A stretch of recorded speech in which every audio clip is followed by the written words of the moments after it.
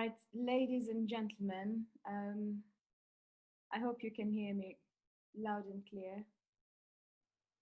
My name is Beryl Subia, and I'm the digital media manager for HT Media. And this is the first in a series of four. The key topic in this case is parenting in the digital media era. And the first session is called Protecting Your Child Against Online Predators. At this point, I will just allow our panelists to introduce themselves, and then I will give us the order of the day, and then we shall begin. Yeah. Thank you so much for having me here. My name is Evelyne Kasina. I am a family IT consultant, and I specialize in training children from the age of 6 to 17 on digital literacy and online safety, and also how they can harness the opportunities over the internet. And I also acknowledge that children do not live in a bubble. And so I have created a program for parents, guardians, and educators, equipping them with the tools and skills that they require to create a conducive environment for their children to thrive. So I am here to learn from you people and to also just share the knowledge that I have in keeping children safe online. Thank you.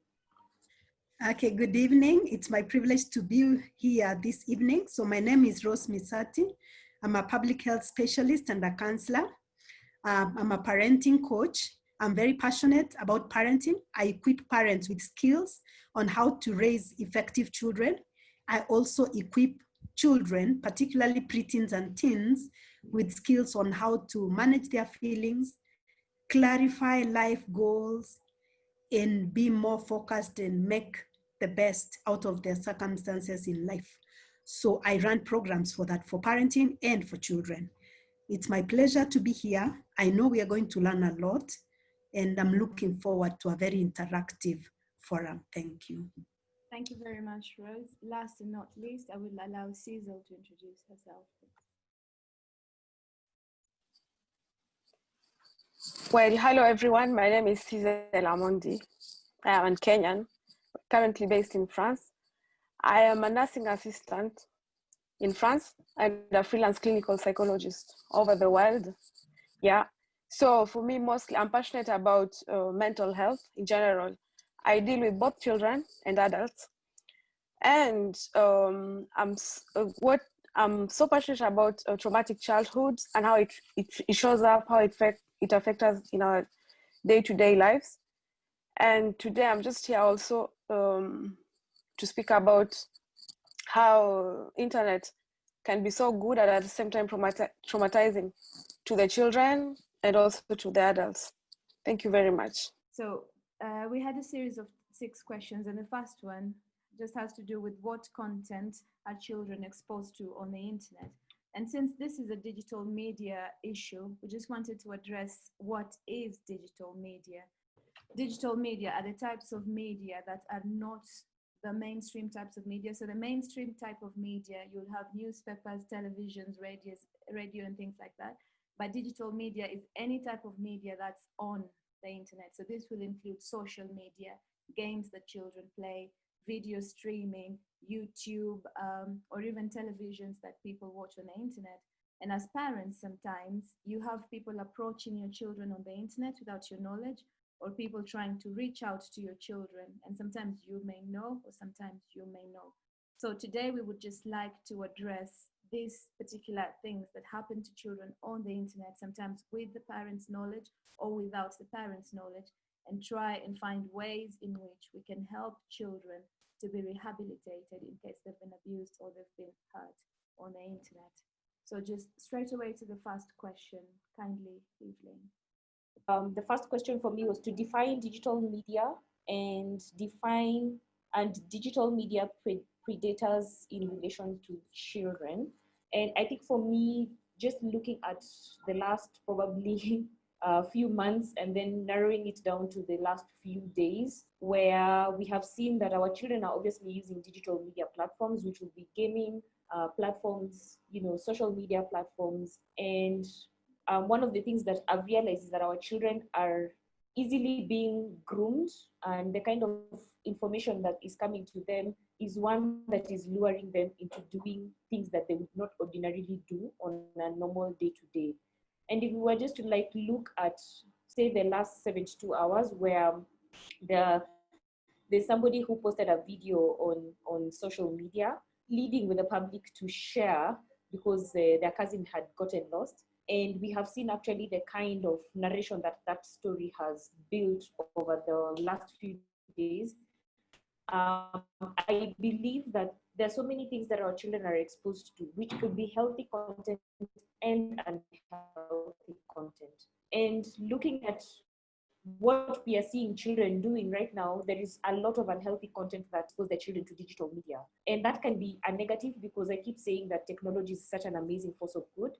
And we just need to be able to help our children balance between what they're watching, when they're watching it, and how they're watching it, in terms of regulating their screen time and helping them, also as parents, helping ourselves understand that if our children are at the age where they're really loving to play video games, what kind of video games are they playing? Can I sit down with my children, play the video games that they're so interested in playing, and then get to know what content and what things are being pushed in the video games? And also even the cartoons and the music that they're listening to, we need to be able to go down to their level, get to understand from them, why is it that you love playing, combat games? Why do you like to watch combat movies? And so that we can start understanding what kind of content they've been exposed to. And when we familiarize ourselves with the platforms that they're using, we get to know where the gaps are and how we can be able to manage predators. Because I'll give you an example of how I've seen children below the age of 12 being lured into accessing unhealthy content. It's through gaming. And just because children have even told us that they're playing with their friends, but that sometimes they're playing with people whom they do not know, who are strangers, they get to play multiplayer games with people they don't know, people they do know. But then there's the chat options where, if, for instance, your child is playing with a stranger, your child will get a text, they will respond to it, and then they start chatting outside the gaming platform. And that is where the predators are. If you look at the social media platforms your children are engaging in, one of the things that I keep asking parents is the question, what is the most favorable or the most frequently used social media platform that your children like? And once you get to ask that question, most people do not even know that some of the platforms that their children are accessing even exist. And for us, it is first to understand that we do not know everything. And once we have that understanding that we do not know everything, we need to start engaging our children so that we can start learning what places are they hanging out, whom are they talking to, what information are they giving out there, what information are they taking, so that as we sit and have conversations with them, we are having those conversations from a point of knowledge. Yes, we have seen on social media that our children are watching pornographic content, they are being radicalized online, but through what media platforms are they getting all this content from? So I feel for parents, looking at understanding that we are in a dispensation where children are no longer watching the mainstream TV, they really do not know the value of newspapers. We need to start engaging ourselves in the platforms that are likely for them to access and what they love to watch, so that now we can get to understand the kind of content that they are getting. Asante sana, Evelyne. Thank you very much for taking us through such a quick introduction of digital media and where a lot of children are nowadays. Now, with regards to what Evelyne has just spoken about, I just want to reiterate the part of gaming, online gaming. And I think online gaming is one of the major ways in which predators get through to children. And for parents, perhaps you may just want to take particular attention to online gaming. It may not be a complex game, it could be something very small, but there are normally chat options open on the games on the internet, and you don't know who is reaching out to your child. Just a few weeks ago, not many, one of my nieces had a little bottle with a suicidal note written inside. And this came as a result of something that she'd gotten from the internet. And I've experienced other parents who've shared the same stories with me, and a few other people who've shared the same things of influences of adults from the online platform, especially from games that children play. A lot of parents do not play these games. Probably many parents just play Candy Crush, or that's all we know. since a lot of parents do not play the newer games, Evelyne had a few of them. Among Us, this is one of the famous ones. And I had quite a comprehensive list, but this Among Us, or Among Us as they call it, I'm not sure what the name is. Children like this particularly very much. And I hear that for you to even be accepted to play, somebody on the internet has to approve your profile, look at you and see that you're a child. And then they consistently keep grooming you and feeding you information that you may not really just want your child to be private to. So thank you very much, Evelyne, for taking us through the first question. I'm not sure if any of the panelists has anything to add with regards to question number 1. Cyzel or Rose, please. So we will just move to the second question, and in regards to how predators get children online, and I have just given a little preamble of how this is happening. They solicit children through sending SMSs or through the chat options that are open. Evelyne, I know you've already covered this a little bit, but is there something else? I think there's something also that parents might not know, some of us do know, and it is the existence of the darknet. And the darknet is it's an area. I call it the unfiltered Google or the unfiltered internet, where some of the things that we access at the moment through the different browsers that we use are kind of filtered, because you have either put something that will sieve the information that you want to receive and stuff like that. But we now have, and we have always had, the darknet where, the intelligence community lives there, and hackers and stuff like that, and people who just, get all manner of information. And recently we started having children in that particular space, which is very dangerous, because one of the things that I have realized is that children now know how to make themselves incognito, how to make themselves not who they are. Children now actually do know how to change their identities in such a way that if they're browsing from your home, they now know how to change their location by using certain things, VPNs. Now they understand how to use virtual private networks. And the disadvantage that we have as parents is, if you're one of those parents who feel like I can go to my child's browser and try and look at the history of what my child is accessing, and when you don't find anything, the assumption is your child is not accessing unhealthy content, or they're just not using the internet at all. But then you start wondering, my child is always on the internet, so where are they and what are they doing? And it can become such a place where if we do not find questionable content, then we feel comfortable that our children are safe. But then now they're in another place using incognito applications where you do not know even those things exist at all. And our children now in those spaces, because believe you me, when they get into those spaces, we get to know that these are children. People take advantage of them. And it begins with them being asked by certain people to share compromising information, such that information is used for blackmail.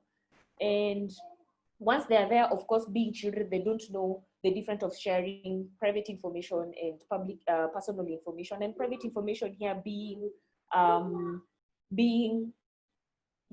where we live, phone numbers, email addresses. Those are very private things that the public doesn't need to know. But children, being so vulnerable, they give out this information without knowing the consequences to them. And so we have this new group of worrisome activities that children are using, participating in. And also, you can, if you try and look at the trends of how technology is innovating, for instance, and we now have introduction to artificial intelligence, where instead of me wanting to type what I want, I will just speak to Siri, I will speak to Google Assistant, and I'll tell Google, tell me the weather in Nairobi, and Google will tell you. Children are just pressing a button and talking to Siri, and they tell Siri what they want. And the danger with that, because probably that information is not really saved in your search history, then sometimes you also do not know what our children are engaging in when they're online. Also, another danger being, and I've seen this a lot of Instagram, just a young child took me through Instagram. I'm not very familiar with Instagram, but they were just showing me how like pornography is being presented very innocently on Instagram by people who are advertising quote unquote clothes.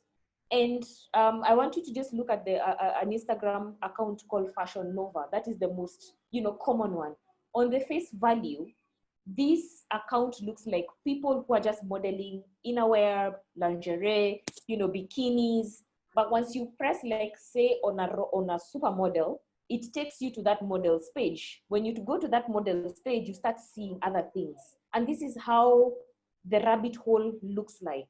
On face value, even as a parent, if you were to just go and look at, oh, my child, they were just watching some fashion things. Because I mean, Fashion Nova, when you even listen to the name, it looks like a fashion thing. But then when you look at it inside and you start questioning, oh, when you click at this person, this is their agenda they're selling, this is their agenda, and it becomes a rabbit hole, then the danger lies in the details. Because I think even as parents, sometimes we feel like we have so many things happening in our lives, you do not want to go, you know, into details. But that is where the devil lies in the details. That's what I say. And we need to start also questioning the places where they're hanging out and what else is behind what they're surfing. And I think that is our responsibility right now, to just get interested. And as I said, get interested in what your children are doing, get interested in whom they're following. Also, looking at the ecosystem of your child, because I keep saying you may make your house as bulletproof as possible, but when your child gets out of your house, just even in your own compound, there's an ecosystem that has access to your child. There are other children out there with gadgets outside. So it is not just you who is giving your child the internet. There are other people when they go to the salon, when they go to church, when they go to school. Your own nanny in the house is also an ecosystem, and he or she is an influencer to your children. So what are these people doing with their own gadgets, and how are they influencing your children when it comes to the kind of content that they're watching? I'll give an example of a friend of mine who has obviously given me permission to share this. The nanny loves watching porn. That is her way of entertainment. And she's an adult, so you can't question, because being an adult, you have the free will to do what you want, right? And she's using her own mobile phone, and most of the time she's using her own mobile data. So she has the children, my friend's children go to school, and they used to come at home at 3 o'clock. And at 3 o'clock, the nanny has so many things that they need to do. They need to cook, they need to make sure that the children are settled in time for different activities. And so this nanny, because they want the child not to disturb them as they're doing their work, she hands over the phone to the child. When they do that, the child now has access to a phone that has a browser history of pornographic content. So my friend found, you know, the child had watched pornography and very hardcore porn for such a long time. One time borrowed the mom's phone, went with it to the bedroom, and she was watching. She knew what to type, and she was watching this porn, and then she fell asleep. So when the mother came and found the child was watching porn but had fallen asleep, she got shocked, took the phone, even just went out of mobile data, and did not get out of that page. The danger here comes the following day when the mother went to work. And immediately she got into the building, and the Wi-Fi connected to her phone.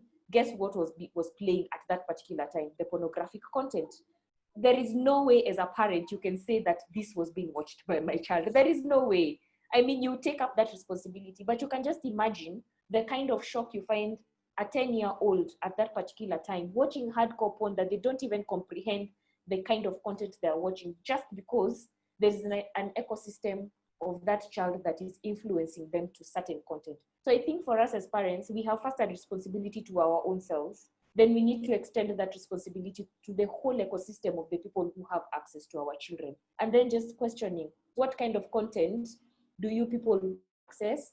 And also putting boundaries. Because for me, like in my house, I keep telling my children, you cannot touch adult phones, because adult phones have information that is not sanitized for your eyes. And that is just a rule.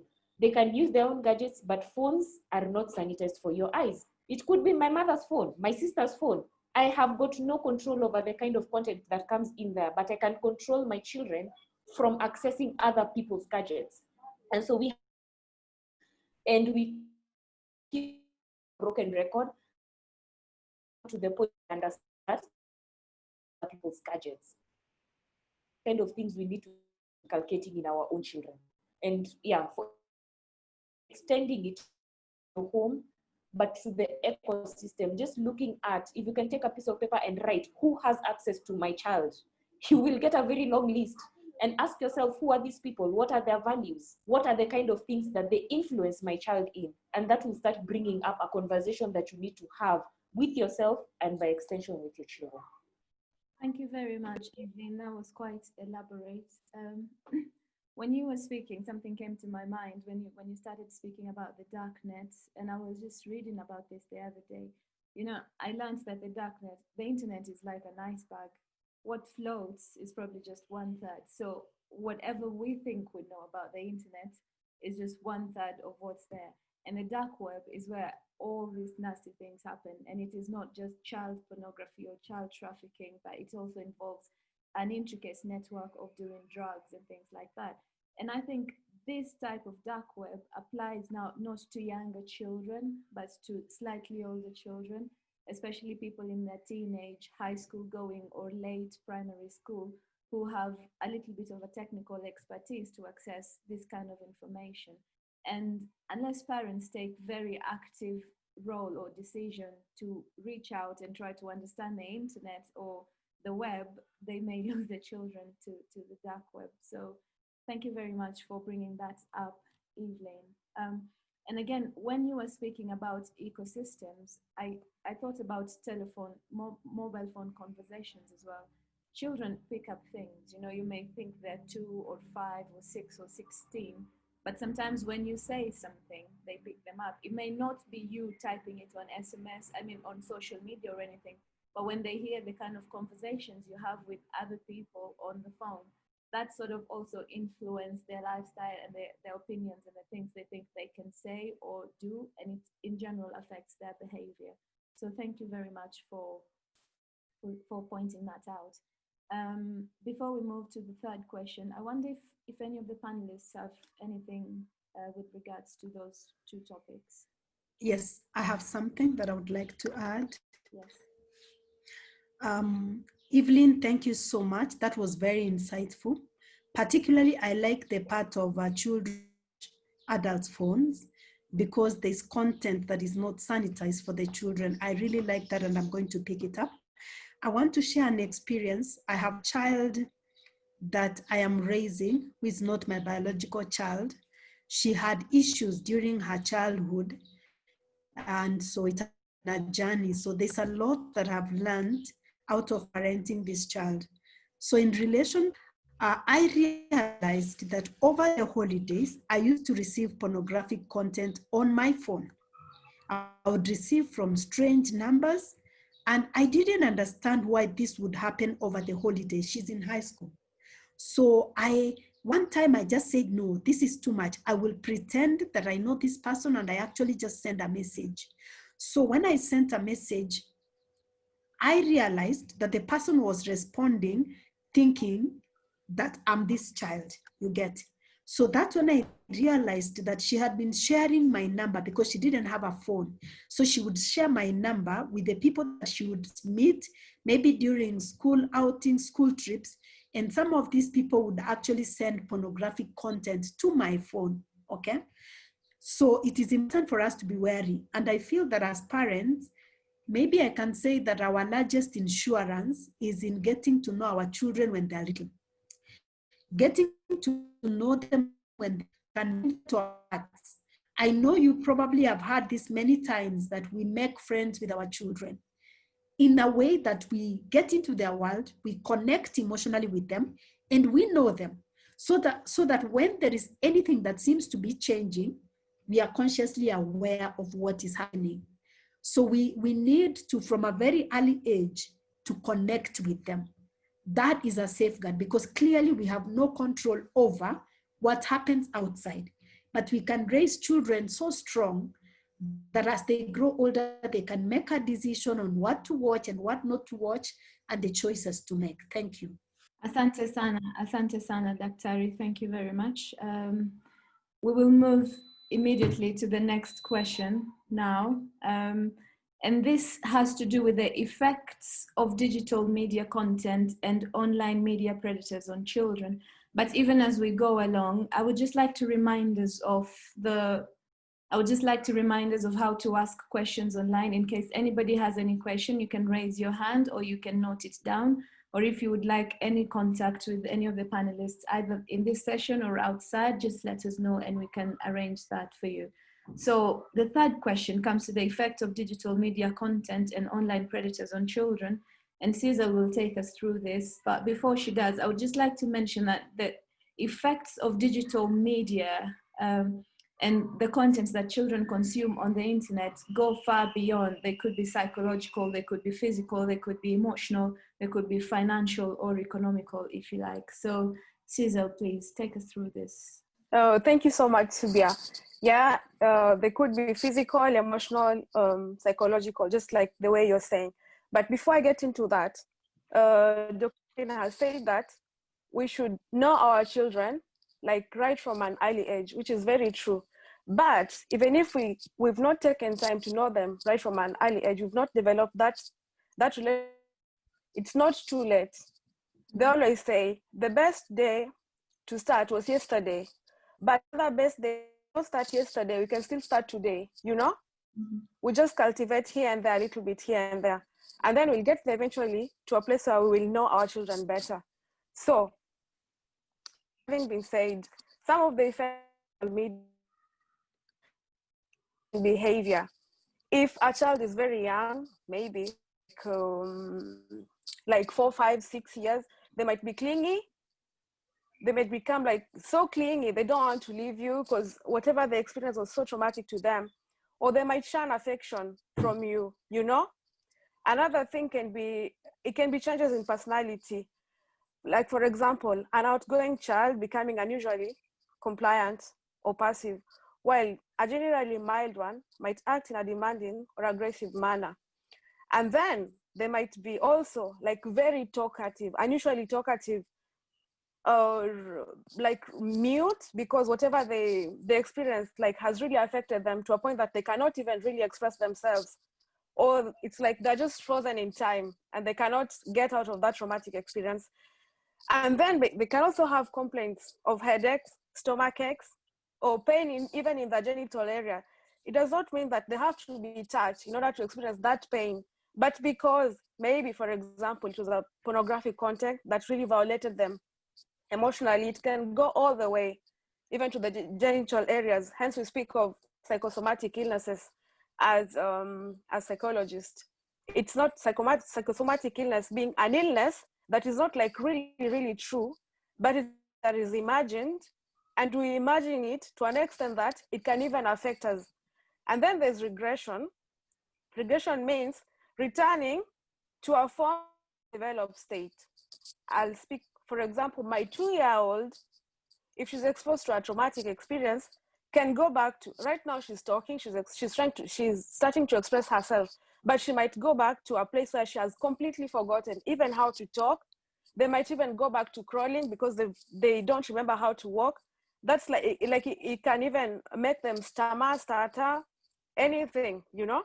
And then if it's children who are a little bit older, they can even start bedwetting. Bedwetting being that it's just a way that maybe they've gone back to being so much mute, the muteness that I was talking about, to an extent that if they cannot express it in a way of talking or acting, they can just express it through bedwetting.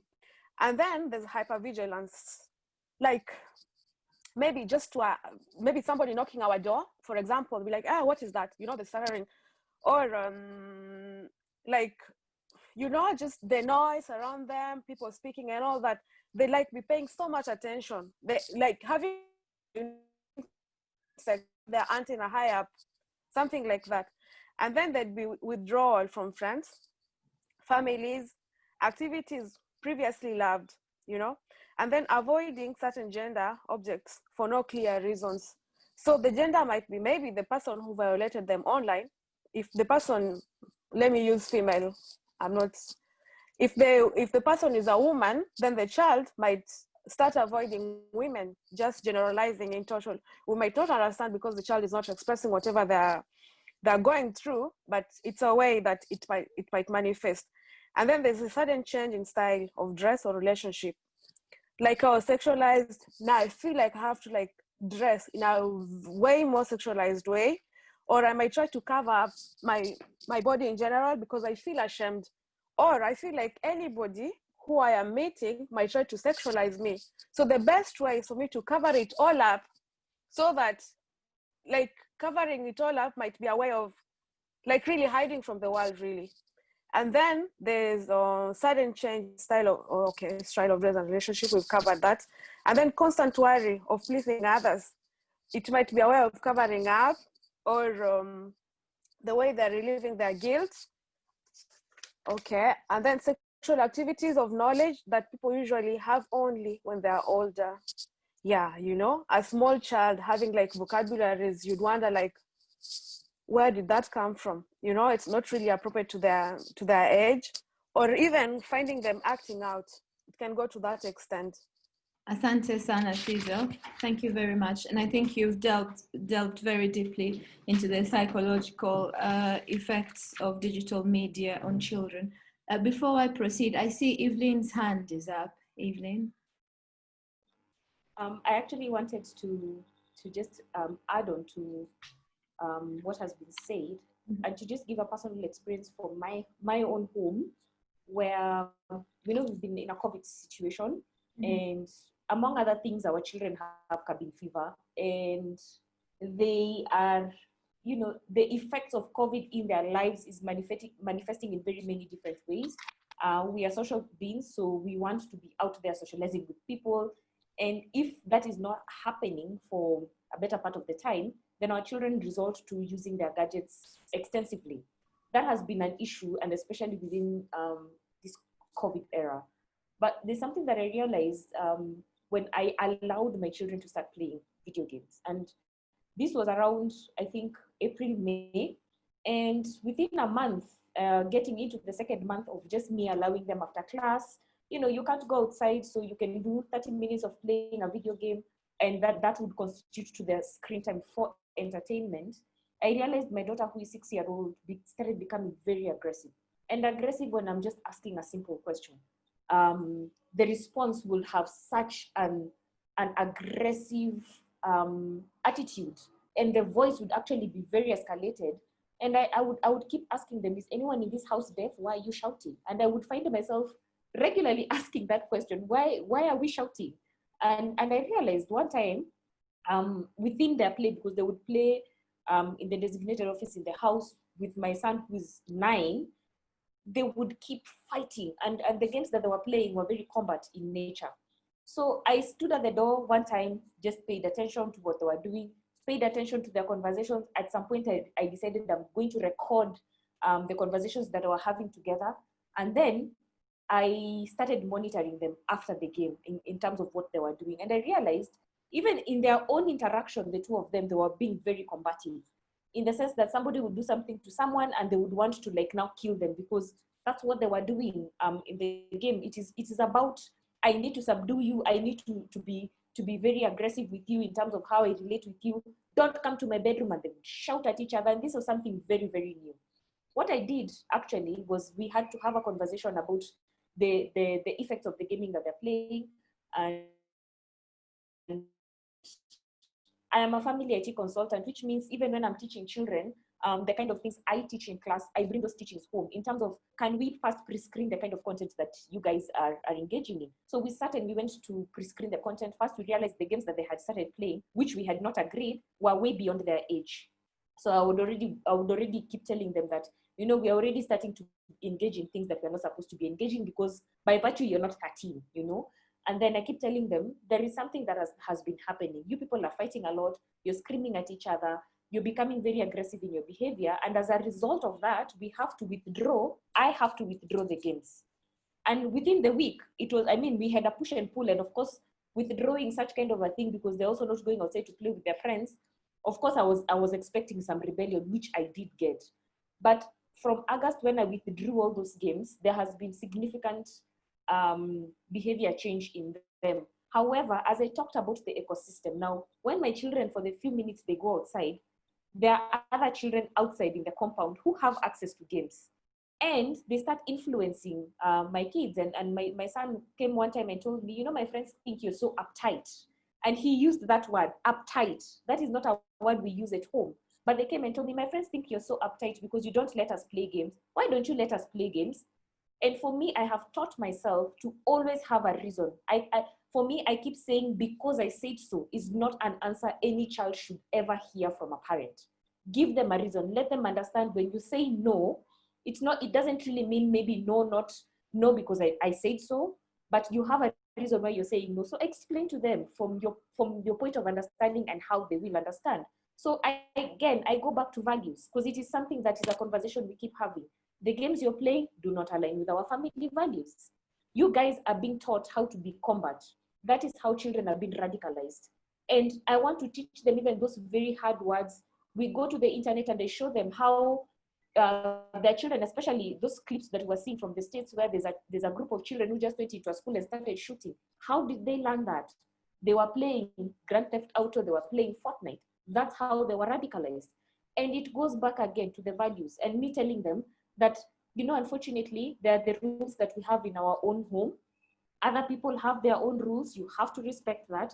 But the things that we have decided in our home that we can't do doesn't necessarily mean when you hear your friends doing them, it is the right thing. It is very difficult. It's a very difficult place to find yourself as a parent, because the ecosystem, the influencers of your children sometimes have so much weight that you feel overwhelmed, because out there, imagine 15 children who are telling your kids they did not play Fortnite your children want to fit in. It is such a difficult place even for the children to find themselves. So my encouragement, even as we look at the kind of content our children are being exposed to, it's to just be consistent, be consistent. And I keep saying, if your children really want to play certain games, go down to their level and play those games with them. And as you're playing those games, trigger those conversations and ask them, by the way, in this game you're playing, you're being taught how to lie. Is that a good thing? You're being taught how to speak. Is that a good thing?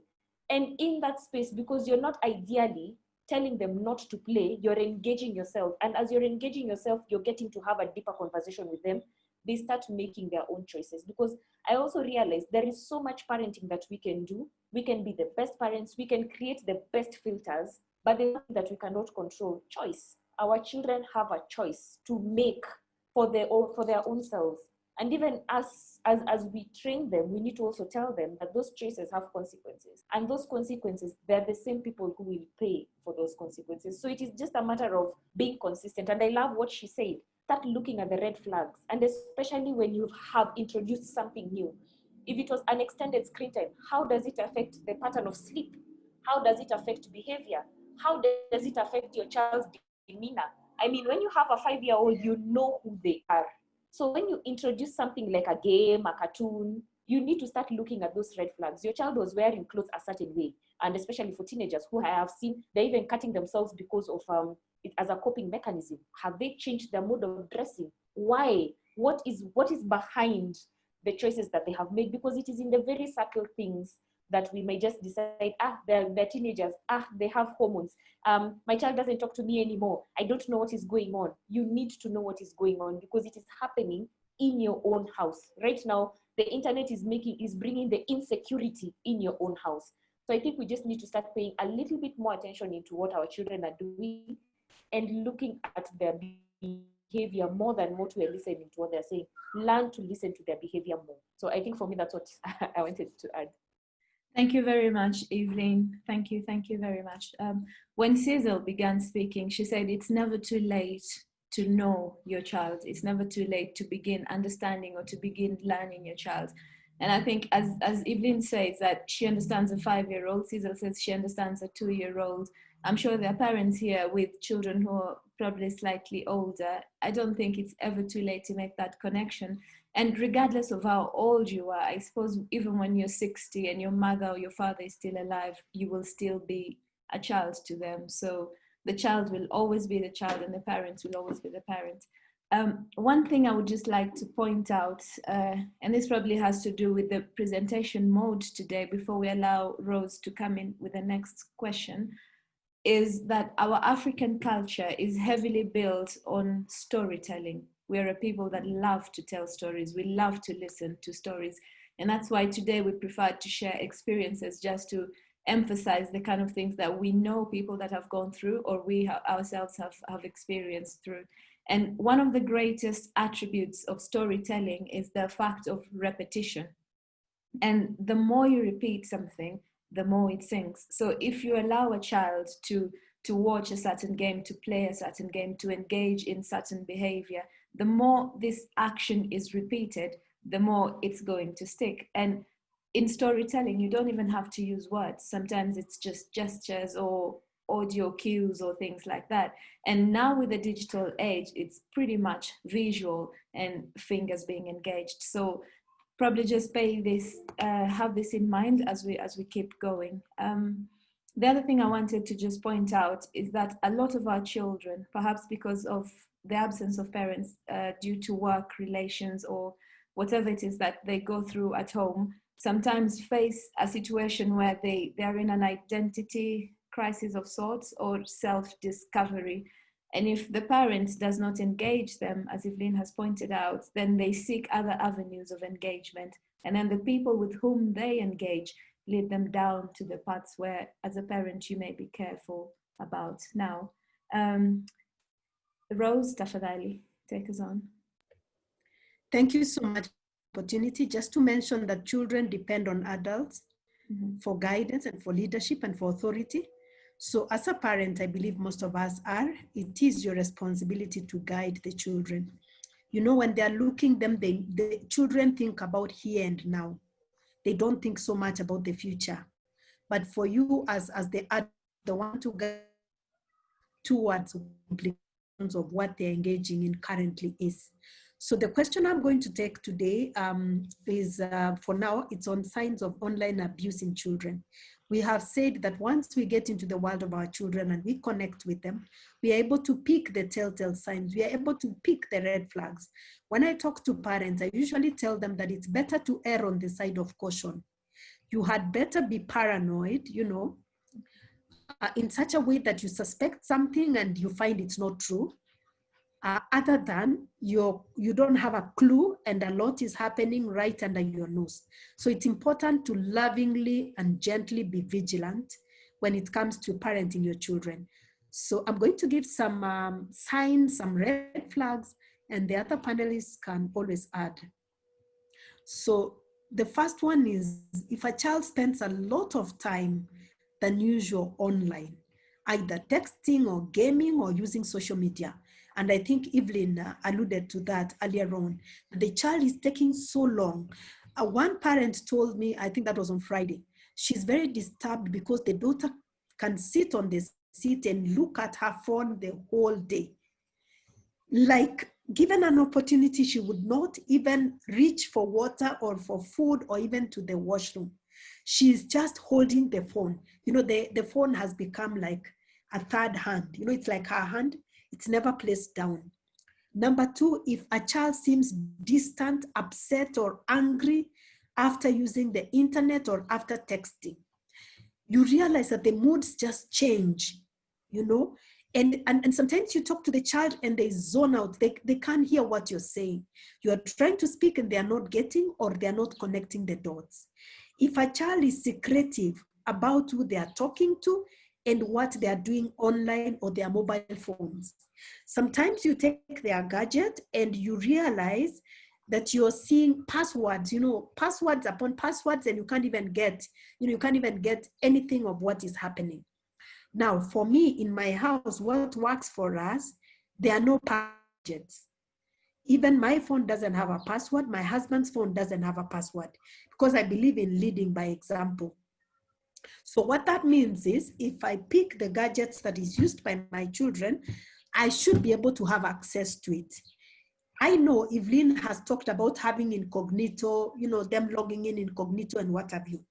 I feel that once we have this kind of open, you know, can I say open door, that gadgets don't have passwords, it kind of mitigates. It may not be the absolute, but it mitigates. So if you realize that your child is very secretive, sometimes when they pick the phone, they want to be in hiding. They want to be somewhere where they are enclosed, you know, where somebody cannot have direct access to them before or as they are online. That is a red flag. Another red flag is a child having trouble sleeping at night. A parent to a 13-year-old told me that their child doesn't sleep the whole night. And we know, those of us who have teens, we know that teenagers sleep quite a lot. Yeah, I know my teenagers sometimes, I like making fun because Someone can even sleep for 18 hours. They sleep for so long. Sometimes they have to force themselves to wake up, or sometimes they ask, hey, what's happening? So if you notice, like this friend told me that they would notice when they wake up to go to the washroom at midnight, 2 a.m., they realize the lights are on. When they go check, they find the child is awake, and the child would stay awake literally the whole night.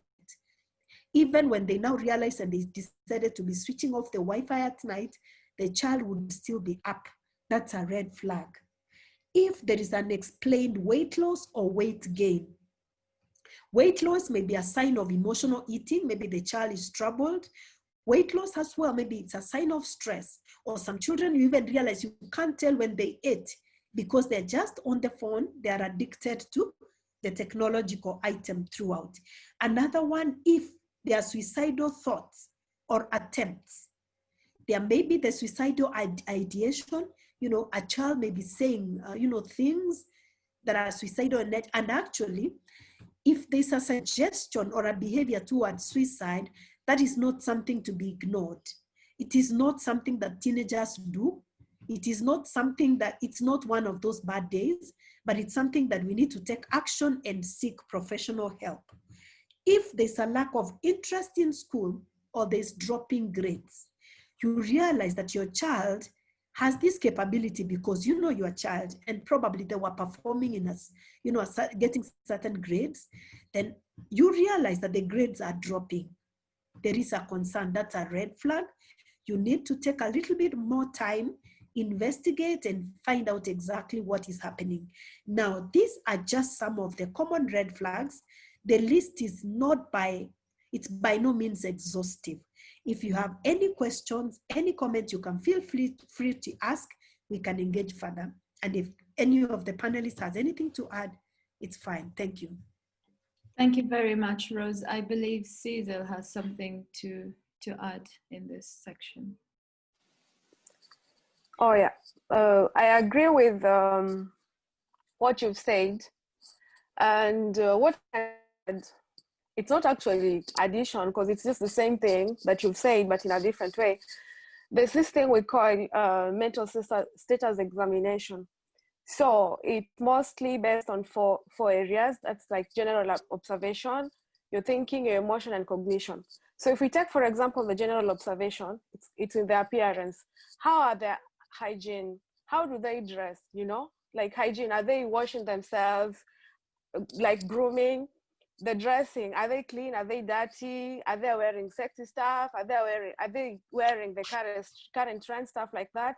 And then there's the jewelry bit of it. Excuse me just a minute. Okay.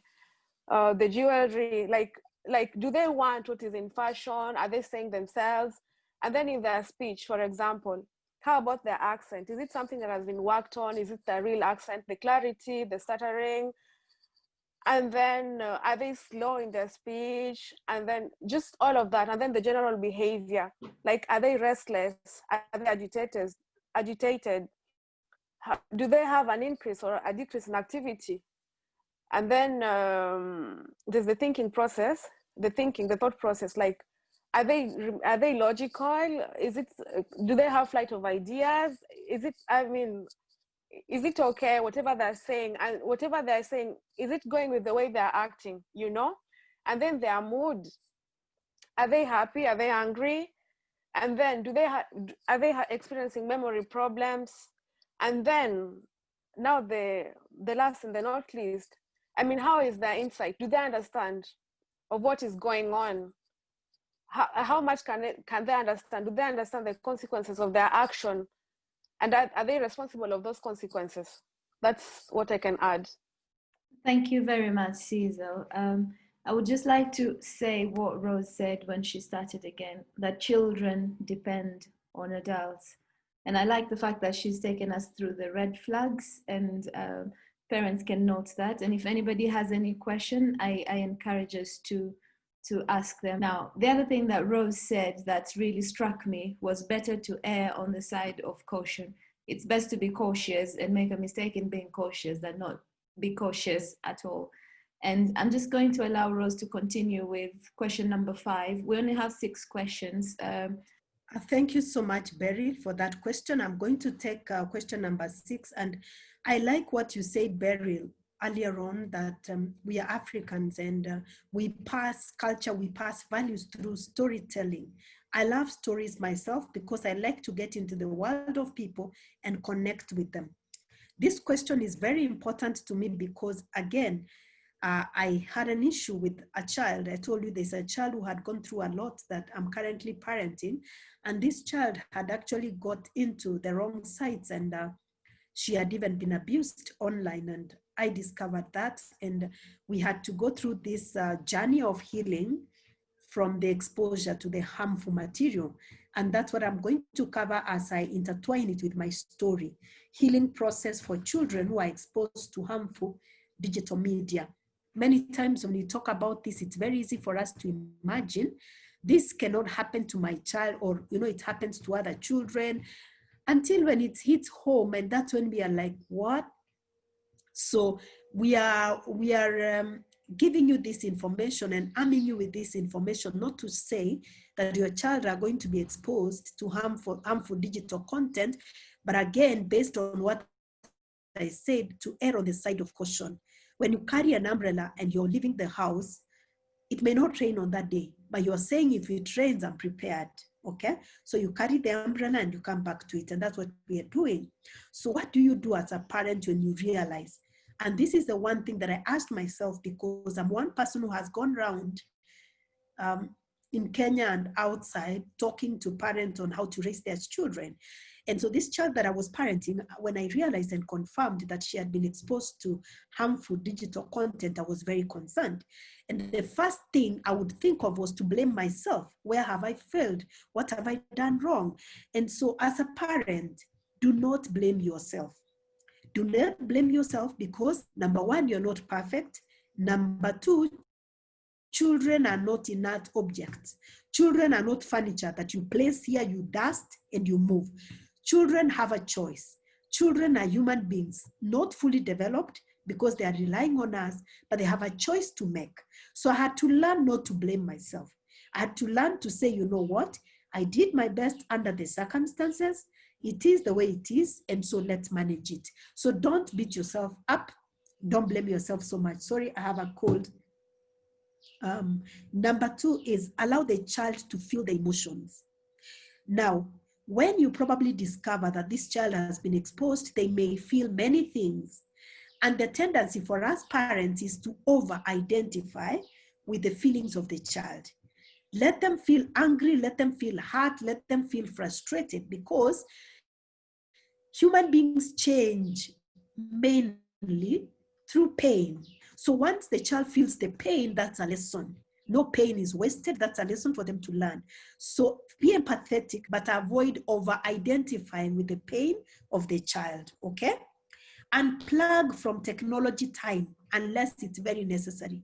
So for me, when I realized that this child had intentionally and deliberately got exposed to harmful digital content, I told the child is a candidate currently, but I told her what you're going to do for the rest of the time that we are home due to COVID, no more use of gadgets, no more use of screens for your work, for your revision. You're going to take a break. So you will use traditional method, books. So for the remaining several months, this child actually used books for her study. And that happened for many months, okay? So unplug, unless it's very, very necessary, let the child unplug from that digital media. Another one is you need to help the child improve their self-worth. Many times when this has happened, the child blames themselves and they feel useless and they feel worthless. And children have what we call, and Cicely may add on to that, egocentric thinking, you know?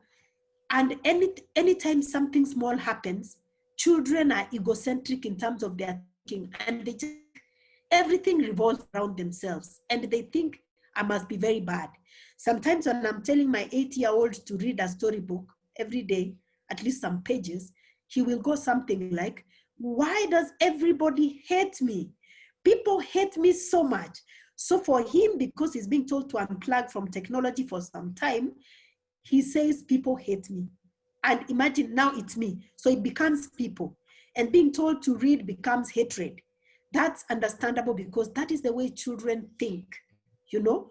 So you need to encourage that child and let them know that they have probably made a mistake or they have been abused if they're younger. In my case, this child is older. So they had deliberately, chosen out of influence to go to this site, despite all the discussions we had in the house. So let the child know that they are not their actions or they are not their abuse. They are not whatever has happened. You still value them and you still love them and they are still good children. They are okay and they are worth your love, despite the fact that, whatever has happened, okay? Now, introduce other activities to the children that don't involve the use of technology. It can be cooking, it can be baking, it can be painting, it can be socializing, it can be playing ball, etc. So for this child, I told you, what we did, because she has a passion for cooking, she now got more into cooking and baking. And that took a lot of time, and she was able to develop this skill, and she can bake very well. She can even cook very well. Another one is that let the child know that they are not alone. Be present emotionally and physically. Be present for the child and let them know that you will always be there to listen. When they need you to listen, you will always be there. You will listen to them without judgment, criticism, invalidation, or blaming.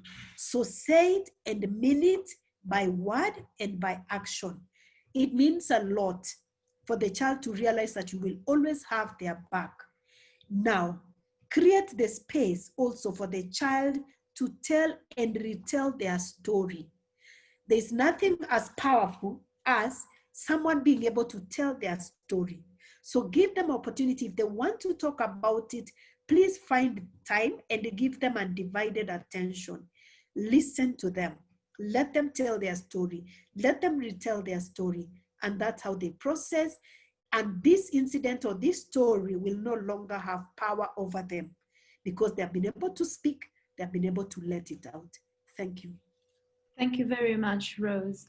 I would just like to mention that due to the sensitive nature of some of the questions being asked, when we get to the Q&A, kindly beware that we will not mention the names of any of the persons that have asked the questions, and I will keep all the identities very private. So do not be ashamed or embarrassed to ask any questions. Nobody else except for me, the moderator, will see them. And no records of the questions or of your identity will be kept after this has gone through. So thank you very much for the people who've asked the questions. We will handle them in the Q&A session. And just know that the identity of the asker of the question will be kept secret. So Cyzel, please. Repetition is the best form of learning. So I'm just going to repeat so that we can get it more and maybe get a different perspective from it. So we can say that the healing process varies from one child to another, depends if a child, the degree of exposure, for example, the child has the child been exposed like one time, twice, several times, like that. So that having been said, yeah, listen, and listen, realize that discussions may persist. Let them know you're ready to talk anytime, just be open. Don't say that, I'm so tired, it's at night, I don't know what. Whatever they want to talk, just listen, and listen. And then make your child feel safe. The safeness that we want to make our children feel comes from knowing what does being safe means to them, So do they have to disconnect from the internet, which is a good idea, the way Ruth was saying? Disconnect from the internet and look for other activities. Maybe some safeness means hugging them, cuddling them. What are their immediate needs? Try to identify their immediate needs and respond to them, and then act very calm. Children look for reassurance. I think Evelyne was the one who said that, and also Ruth retaliated on the same. Children look for reassurance from adults. Do not discuss your anxieties with your children.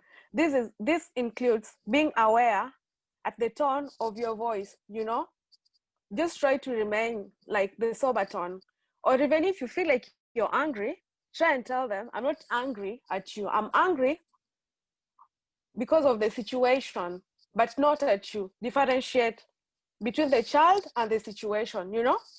And then try to maintain routine as much as possible, because routine reminds them of normal. So I don't know about teenagers, maybe they also have routine, but if a child is younger, like my child or any other child who has routine, it will remind them of how normal looks like, that things need to continue being normal in a way, even if at this point normal is going to be relative, or how one day things can go back to normal. But at the same time, lower expectation. For example, if on a day-to-day, you know, there are house chores to do, there are supermarkets to go and stuff like that, just give them those activities that they used to do, but lower expectation. Like, do not tell them like, well, I'm giving you this, but I don't expect you. No, just keep it in mind, you know. And then distractions, encourage them to play with others, or even if they're children who are loners, just even if they're alone, just make sure like you supervise them in their aloneness, you know. And playing is important for children, any age. I'm speaking for teenagers. Play is relative, you know, because play is therapeutic. For example, to small children, they use play as a form to express whatever is going inside through them. So you can also encourage writing poetry, journaling for teenagers, or even just, you know, it will be working on their creativity, but at the same time, it's going to be an avenue to let things out. And then pick good times to talk. And if it's an event that is really traumatic, try and look for an environment that is not so enclosed, because due to panic attacks or anxiety or something like that, just for them to, when they start thinking about it and they feel like if we're speaking about something is very traumatic in an enclosed space, we'll feel like even the walls are going to be closing up on us. So it's just better, an open air space, breathe in, breathe out, exercise and stuff like that would really work well. And then you should prevent / limit exposure from trauma. This is when closing of the internet will come in, or stopping the video gaming, just anything, you know, carrying them to safety. And then understand that children cope differently. Coping differently might be spending time with relatives, with friends. Different activities also can be good. And then supervising also children who like spending time alone. Let your child know it's normal to experience anger, guilt, and sadness, and express to them expressing them in different ways. Like, a person might feel sad, but do not cry. I might feel angry, but I'm not allowed to like hit anybody or set a house on fire or something like that. Let them know that it is okay for them to tell you how they're feeling anytime, you know. And then acknowledge what your child is feeling. E.g., I can see you. I can see that you're worried. It's normal to cry. I can see you're angry, and it's normal. In your own time, we'll work out these feelings. And now this comes to us.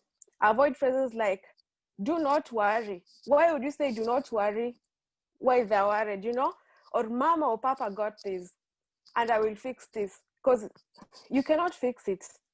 I mean, you cannot, it takes time to fix.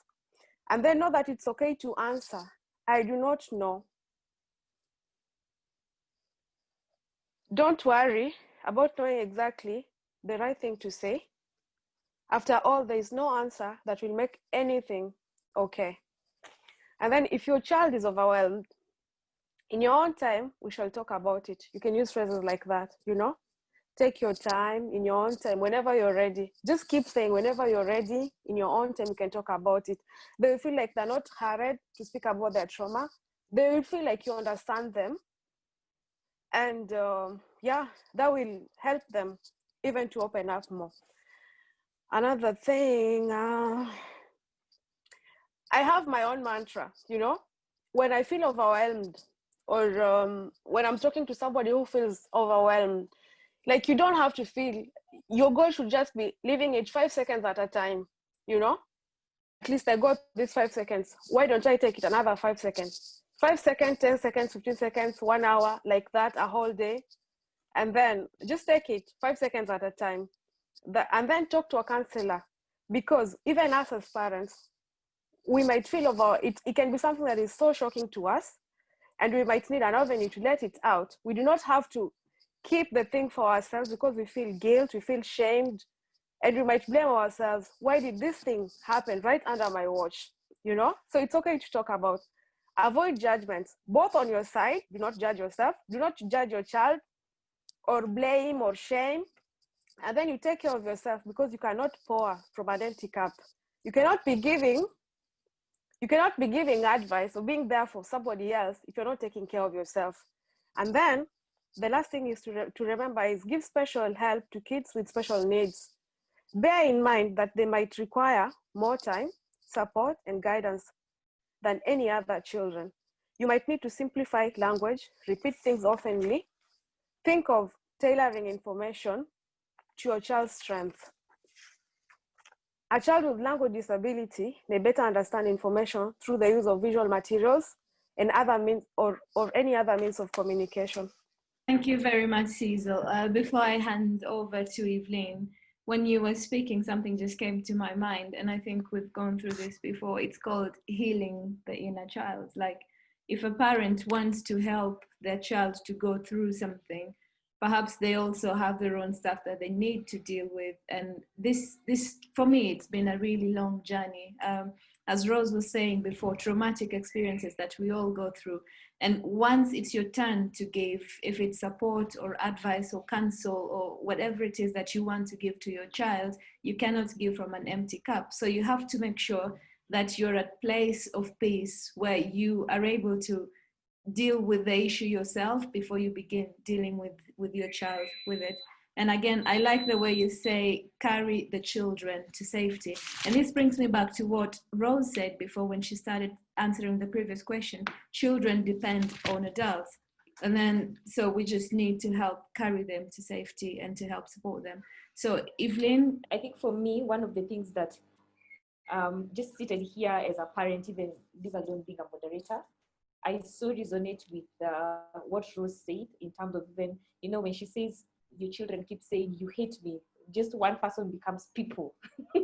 I mean, I resonate with that because those are things that are a reality in my own home. And I think I keep encouraging parents all the time. By the way, the fears that you have, those sleepless nights that you have in terms of worries and stuff like that, imagine you're not the only one. There are so many of us who are worried that, you know, I mean, nobody wants their children to watch inappropriate content. No one wants their children to be harassed offline or online.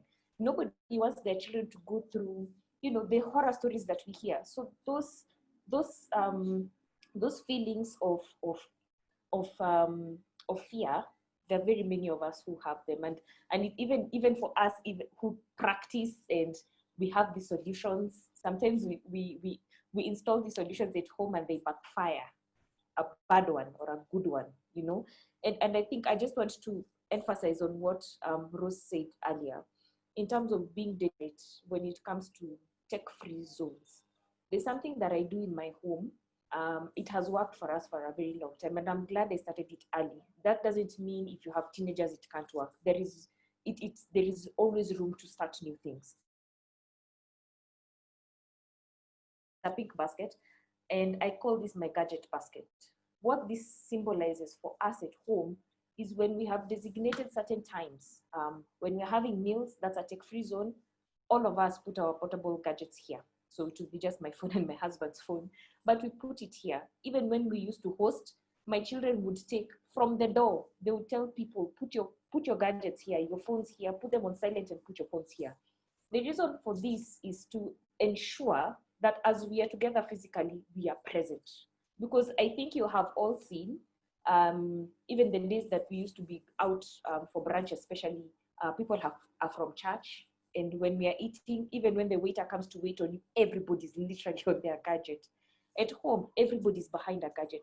That means that these gadgets are robbing us of quality and face-to-face human interaction. They're literally robbing us of the quality of life. So this gadget for me symbolizes that. So we've created tech-free zones at home. When we're having meals, that's a tech-free zone. The toilets are a tech-free zone. When we are having family meetings, which we do frequently, those are tech-free zones. When we have created a day in the week, which is Friday evening, where we do movies, and this is a movie night for the family, which means the movie that we pick should be suitable for the youngest person at home, which is the person is 6 years old. That movie should be suitable. What I have learned from watching movies with my children, in as much as we would pre-screen content online and it will tell us about the theme, the language and stuff like that, when you're actively seated with your children watching a movie, it tells them several things. One, that you're interested in what they're interested in. Number two, there are certain conversations that will come out of that movie. And if you are not paying attention, it will just, bypass you. Certain themes that are being pushed in movies that might not align with your family values, you're able to pick on the undertones and the innuendo being pushed in certain media content. If you're not actively present, watching and engaging, those things will bypass you. And the more we are letting our children also watch some things because you've just okayed it, you're ticking some things, because if it is a theme that you have not been, you've not quite understood what theme is being pushed in a movie, the fact that you're letting your children watch it, it means you're comfortable with the theme. And when they start watching similar content, you've ticked it, you've okayed it, is fine, So you need to be able to create spaces and times in your home that you will call tech-free. When you're doing those times, put your phone here. Part of being present, and I keep telling people, you can be present physically, but you're absent. The lights are off internally. You're not present emotionally, you're not present even mentally. And that can actually be even worse than you not being there. You'd rather not be there and your children know or daddy are not here than you being there. And every time your child wants to talk to you, you're like, give me 1 minute, give me 1 minute. That 1 minute becomes an hour. And when you're coming to your child, they even forgot what they wanted to tell you. Because it might have been just something exciting, or it might have been an emergency. But the fact that you kept telling them one minute, it becomes, and then they also know when mommy and daddy are on their phone, they don't listen to us. So how do people start becoming mischievous? They look at the gaps within your system. They look at the gaps within your schedule, and they know exactly when to become mischievous around you. And they will become mischievous under your face just when you're right in their presence, because they know when you're behind a screen, you're not paying attention. So we need to start looking for those deliberate times, 10, 15 minutes, be deliberate. And then we've also created a game night where no technologies is present. So we actually sit on the carpet, and if it is like today, we have opened a box of 500-piece puzzle, and we need to figure it out. So we will all sit down on the carpet, and it will take us a long time. But in that long time, we will start striking some conversations. The things that my husband and I have thought that we need to discuss with the children, we shall discuss as we are playing those games. And that is the place where they feel they can be open, they're not feeling judged, because you are creating a space where you are at their level. So even when you're talking to them, you're checking the tone, you're checking at the environment, you're not judging, you're listening more than you're talking. It's a very interesting space to be. And then also what Rose said in terms of putting your phone down, please put your phone down when you're talking to people. Look at it this way. If you were giving a speech or you are talking to people in a room and everybody was like this, what does that tell you? You're boring. You're not paying attention. It means that people have better things to do than listen to you. So imagine if your children always come to you and that is the feeling they get when you're constantly on your phone. Give them attention, give them eye-to-eye contact, let them know that I am listening to you. And it is okay for you to actually say, I do not know weakness. You're actually showing your children that you're as human as they are and you don't have all the answers. I keep showing my children vulnerability. Why can't we check on Google, or why can't we ask someone else who knows? Because I actually do not know everything about everything on earth. I know specific things. The things I do not know, it's important for us to also let our what is perfect. Even when we are creating rules, and I keep saying when it comes to the discipline and consequences, let them be part of the process. Let them know, if I violate this rule, these are the consequences, but I was part of this decision making, so that they actually understand. And something was said about pain, that children learn also from pain. I'll give a personal example. My son used to go outside with some very white trousers, and I used to keep telling him, those trousers are actually very hard to wash. So if you're going to play physical games outside, why don't you put on something else? And he did that more than 3 times, until one time I told him, please finish bathing. I gave him a bar of soap, and I told him after that, scrub that trouser, because he needs to understand the pain people go through to clean the dirt. He did that once. I have never seen that trouser being worn outside again. He wears it, and when he needs to go outside, he will change, because he knows it took him so much strength to clean the dirt. So again, sometimes it is good to let children go through certain experiences. So the 6th question was to understand the effects effect of those exposures on children. I think I will just bring you back to maybe the last 72 hours. And I have been very busy just trying to follow up with the occurrences of what happened with the 6 children who got lost. And we woke up today and we were told that there are 44 children who were rescued, or rather taken in from a home. 44 children, 26 girls and I think 18 girls. 44 children from the age of 14 to 17. That is in the DCI page if you want to confirm this information. It is so saddening that the things that they're exposed to online can get to certain levels. And I'll give an example. We are adults who celebrate socialites, and no pun intended, but we celebrate socialites. Our children are consumers of digital. They're consumers of news, they're consumers of content. When we celebrate socialites, or we celebrate immorality, or we celebrate the things that, we have a problem when they're doing them, but we don't seem to have a problem when we are doing them, our children learn more from watching.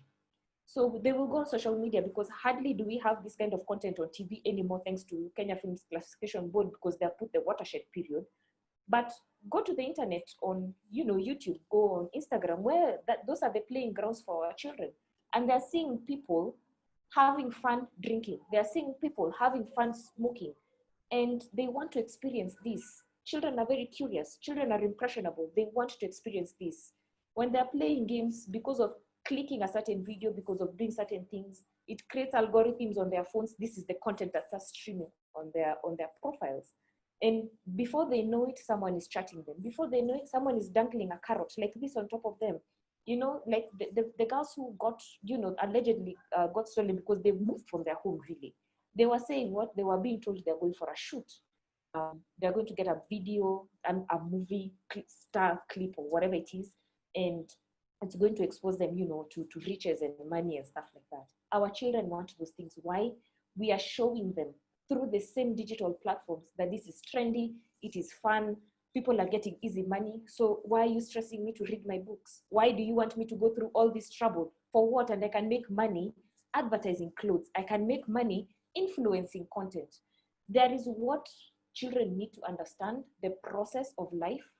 But however, looking at the kind of things we watch, because believe you me, the teenagers I have taught have told me that they befriend their parents on the social media platforms. So you cannot contradict your child by telling them you cannot follow this kind of people, and you're the same person who is commenting always on their platforms. You have got no moral obligation at that particular point. But just helping you to understand that the kind of things we do, our children will mimic us. When we say things and we contradict ourselves, they actually have moral obligation to question you, because you cannot be the person who's telling them don't eat salt and you're eating salt. Don't wine and there's alcohol at home. I don't know if this is, I'm getting to you, because I keep telling parents we need to be real. You cannot tell your children alcohol is bad, but you're consuming it. We cannot keep telling children, and I keep telling people, especially when they're having like sex conversations, don't tell children this is bad. Sex is not bad. We have sex.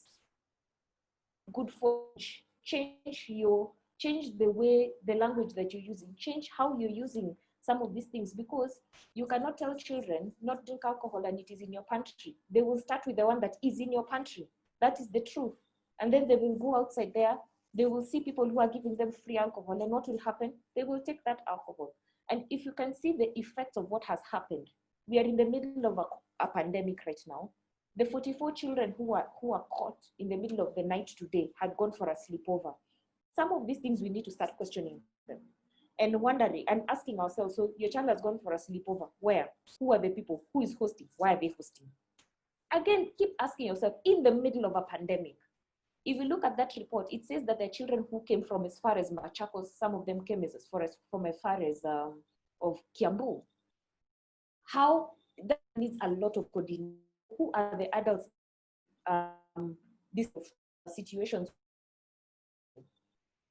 Your child that phone. That phone, please. If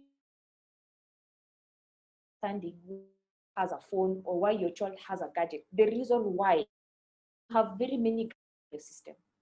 Right now, to start who are you talking to are their friends and being very intentional, because the people whom they're spending a lot of time chatting with will influence them. But most of the time, our children are in their bedrooms doing things that we do not know. Are you able to create also a space where your children are using technology in an open area where you can just walk in and see what they're doing? In my home, for instance, I banned using these things. My children do not have earphones because I keep telling them, you're in class, I need to hear what you're learning. I need to hear when the teacher calls your name, and I need to hear what you're being taught, so that I also get to learn, because the children we have seen, they're getting out of class, muting their microphones, getting off video. You don't know what they're doing in class. But when they're in closed doors, do you really know what they're doing? Because we need to start getting very serious. And as parents, we need to stop saying that these things happen to children in other countries. It's happening here. Newsflash, it is happening here in our own homes, in our own country. The effects can be devastating. However, I keep saying technology is an amazing force of good. I have seen children who are transforming those. And by this, I mean, when you get to a point where children get to understand what their future looks like and what they need to invest in, then they start using technology in a more productive way. I'll give an example. Coding and robotics will be a life skill, a mandatory life skill for your child in the next 5-6 years. Why? Everything is becoming automated, digitized. If you look at the kind of people who lost their jobs in this pandemic season, half of those people were because they did not have technical skills, and their jobs were made redundant because those who shut their offices, if you do not have computer skills, then your skills are not required because you have to work from home. Now, imagine your children in the next 5-10 years, and we do not know what kind of jobs they will have because they probably do not exist. Things like coding, things like robotics, things like drone technology, Bitcoin. Those are the kind of things that are hints to just let them know that your environment will look like this. So how can you be best prepared? Instead of playing games, can you start learning how to make games? Because gaming is a huge industry. And as you're making and you're playing those games, can you create games that glorify the African culture so that you're also learning through history and you're exchanging culture with the people who are going to play those games? Are you learning how to code, for instance? Are you learning digital currency? So that when your child is online, you're also not really worrying all the time what kind of content is going into their head. You know they're being purposeful over what they're watching. They're being purposeful over what they're engaging themselves, because they know the kind of skills they're imparting themselves that will help them. Should those opportunities come, they're plugging and playing. I know 15-year-olds who are making money in 2020, and they're adults who have lost jobs. Why? Those children have shown a skill that is required by people in 2020, and they're being able to harness those skills. So we need to be able to see the both lives. I know we are scared about all the evil things, but the technology we have right now is not just gloom and dull. We can make our children understand that you can turn this into something positive, and that's where we need to be as parents. Give them that independence. Let them know choices have consequences.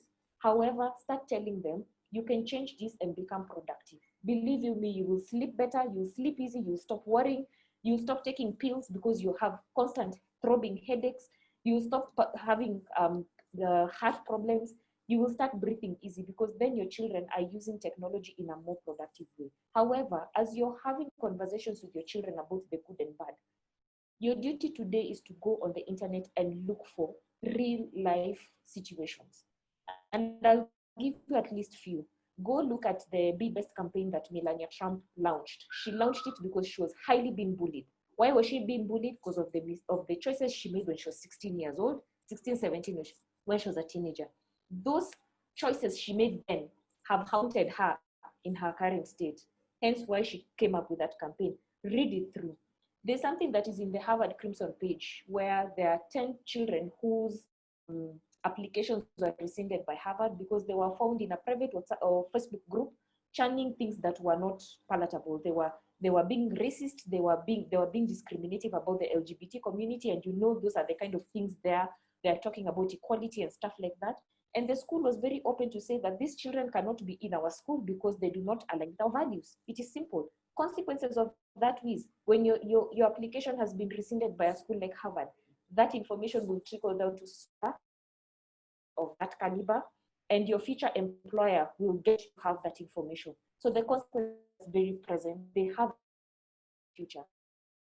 Look at Pauline Njoroge, perfect example in our own country. Sometimes, because we have freedom of speech, she put a post up that in 2020 she paid dearly for that particular post. There are very many examples. Try and use them, and not in a way to scare your children, but to just tell them that while they are on these streets, they need to be very careful when they post stuff. They need to understand have who for the posted, and also just letting them know they need to be able to harness their time over the internet. It's not just about entertainment. They need to be able to grow so that we are not always worrying about what they're doing behind a screen. Even as you as a parent, worrying is a full-time job that is not payable. And I don't think you want to find yourself doing a job that you're not being paid for. And as I keep saying, in all these situations, have fun parenting because you're supposed to be having fun. So even for you who's seated here today, change your mindset in how you handle technology in your home so that you're not constantly being stressed. It is challenging you in a good way, in that you're having fun as you're parenting your children, because the milestones are very, very many, and you need to be able to just control them in a way that it is not giving you negative health effects. So I think for me that would be my contribution before I talk until tomorrow, because I can. Thank you very much, Evelyne. Ladies and gentlemen, I apologize. You're already 3 minutes over the scheduled finish time. We will just address one question, and then the remaining private matters, perhaps I will refer you to the panelists on a one-on-one basis. So I will just choose one question, and as we said, we will just keep the identity of the asker very anonymous, please. How do you deal with situation where you realize your 7-year-old child has been exposed to pornographic content, and then after doing more research, it seems to have started as innocent curiosity on one of the cartoons or animated series, but it seems that when he searches for the name, it takes this child straight to pornographic stories, photos. Is this part of the dark section where you're talking about? And how do I handle this kind of situation, especially with worry on what this exposure may have already in the child's mind? I will let Rose begin with the answer, just to handle the psychological bit, and then probably Cyzel, and then we can finish with the technical bit with Evelyne. Thank you so much for asking that question. I want to say that you're not alone, just to begin with. You're not alone as a parent, sorry. And just to say, as I began by saying previously, do not blame yourself. Do not blame yourself that it's because of something you did or something you didn't do. Life happens, and this is what has happened under the circumstances. Avoid blaming, embarrassing, or threatening the child. Be very calm and talk to this child in a very polite manner. And I think you seem like you already have the information on how the child got into this. So that's important, because information is power. Get to know the extent and how far it has affected the child. It may actually require that you get professional help. Okay? You may need to get professional help so that the child is helped to heal from this effect, because exposure to this content actually has lifelong implications, but the child can be helped. Nobody is so badly damaged that they cannot heal. So it's important, let the child tell and retell the story. However, even before you are there for the child, as a parent, you actually need to talk to somebody. You need to talk to somebody who will reassure you and who will support you. Because sometimes out of frustration, we let it out on the children, and you find that we are not in the right mental state to support this child. So as a parent, first, you need to be supported over blaming yourself. Then you can be there for the child. I always tell parents, you're the best therapist for your child. Yes, you will get a professional therapist who will support you, but ultimately you're the primary caregiver. So you're the most time with this child. So once you get empowered to help this child detox by introducing other activities, and actually let me say that this situation that may be so negative, it may be a blessing in that you can use it as an entry point. I don't know how far you have gone in terms of introducing sex education to your child, but you can use this as an entry point to talk to your child about sex and family values in as far as sexuality is concerned. So I know I've answered in a brief way because of time. I will just wind up by saying, please do not struggle alone. Reach out and seek for help. You're not alone. Thank you. Thank you very much, Rose, there. I will allow Cyzel to just give a brief comment, and then Evelyne, if you don't mind, just handle the technical ways in which parents can configure probably their settings, things like that, to monitor child behavior on the internet. Cyzel, please. Well, if you see me nodding, you just see that I'm agreeing to what Rose is saying. So, I mean, use it as an entry point to the sex education if you've not introduced, and just ask them whatever they are watching, what does it mean to them? What are they understanding? And then another thing is, you as a parent, you should forgive yourself, because you might probably be blaming yourself, asking, how did this thing happen right under my watch? So understand that the child, a 7-year-old, is still in the formative years. It means that the child is still developing his or her own values. So it's not actually lost, you can just go back and reverse. And then another thing is, you try and introduce different activities. I mean, if the child is watching so much content on the same, you might try and propose like art activities, just something that is going to channel the child to different activities. It can be outdoor activities, it can be indoor activities, but just something to change the child's ideas. That's what I can say. Thank you, Cyzel. Evelyne, very, very briefly. Yeah, I think for me, if the technical thing, because your child is under 12, I think you can go to your Play Store and get the Google Family link, which will link your email to your child's computer via their email as well. And with that, you're able to put very many filters in terms of whitelisting and blacklisting some of the things they're watching. You'll manage their screen time from that portal. You'll also be able to see a report of what they're doing, so that you have a discussion of the kind of content that is also coming, because probably you've only known from one channel, and maybe there are other channels that are streaming in some content, so you're able to actually monitor the kind of applications and the kind of content that are coming.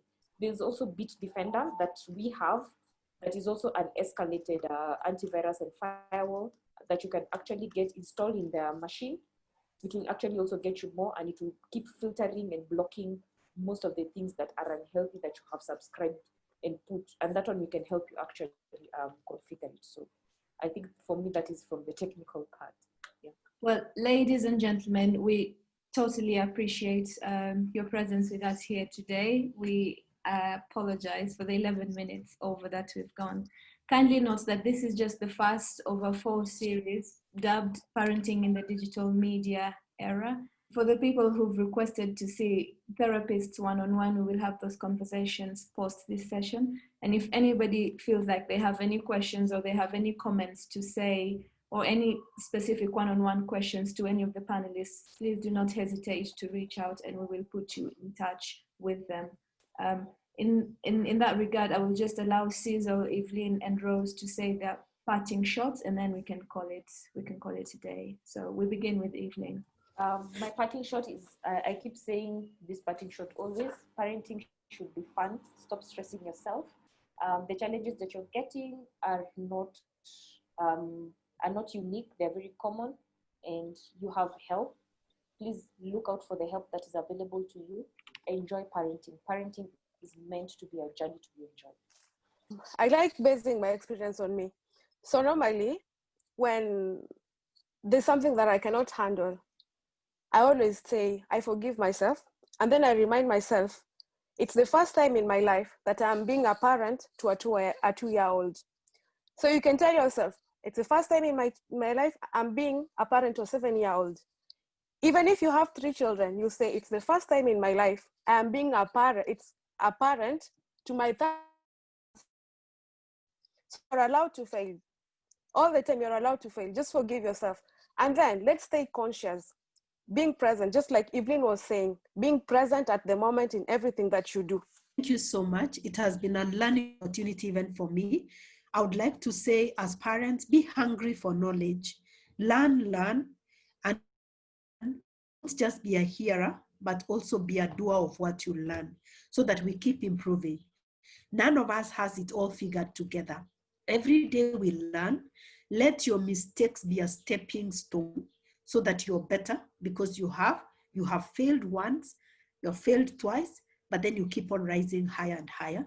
We are here to support you. In case you're struggling, please do not go it alone. You have a community of parents who are willing to work with you. Thank you. Asante sana, Daktari, and thank you to all our panelists. Ladies and gentlemen, you're free to depart.